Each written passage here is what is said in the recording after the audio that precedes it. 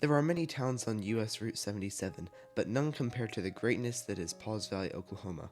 Situated around 57 miles south of Oklahoma City and 70 miles north of the Oklahoma-Texas border, Pauls Valley is a town with its very own culture, and today I will tell you the story behind the textbook definition of small-town America.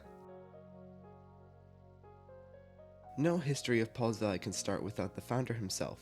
Smith Paul was born in New Bern, North Carolina on May 27, 1809.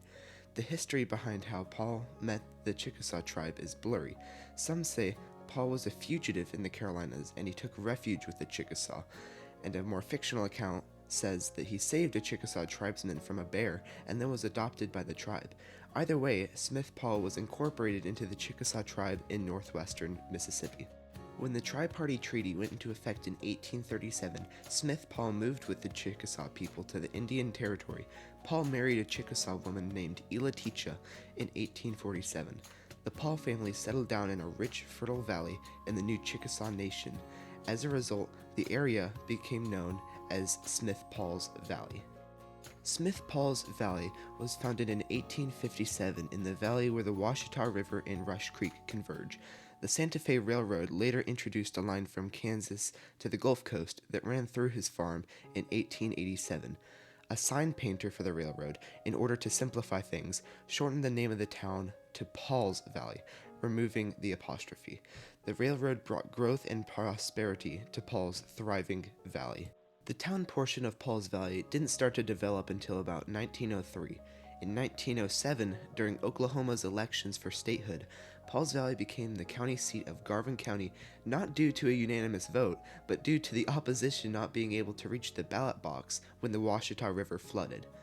2 years later, in 1909, one of Pauls Valley's most defining features was made when the streets were bricked. Pauls Valley has one of the largest areas of red-bricked streets in the country, coming in about 17,986 square yards. On September 28, 1948, then President of the United States Harry S. Truman visited Pauls Valley during a whistle stop on his campaign for the presidency. Truman gave a 12-minute speech on the steps of the Santa Fe Depot complimenting Oklahoma's contribution to the war effort to a crowd of around 4,000 people. Pauls Valley's population at the time was only around 6,000.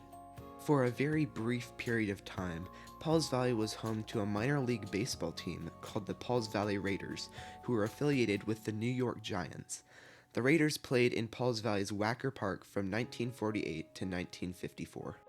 In 1999, Amtrak began its new passenger line called the Heartland Flyer that runs daily between Oklahoma City and Fort Worth, Texas. The Heartland Flyer is currently the only passenger rail line that operates in Oklahoma. The art of noodling is very popular in Oklahoma. Noodling is essentially where a fisherman gets tired of waiting on a fish to come to him, and he says, "Screw it, I'll just get the fish myself." In Oklahoma, the person noodling jumps into the usually murky waters of a lake or a river and tries to catch a catfish with his bare hands. In 2001, Pauls Valley started an annual tradition of hosting the Okie Noodling Festival. The world's largest noodling festival, held in Wacker Park in June, attracts noodlers from all over the country to try their hand, literally, at catching the largest catfish. At first glance, Pauls Valley may just seem like another exit number on the interstate, but if you take the time to truly look into the history and culture of the town, you will find that it is much more than just another town. And with this newfound knowledge, I incentivize you to take another glance down in the valley.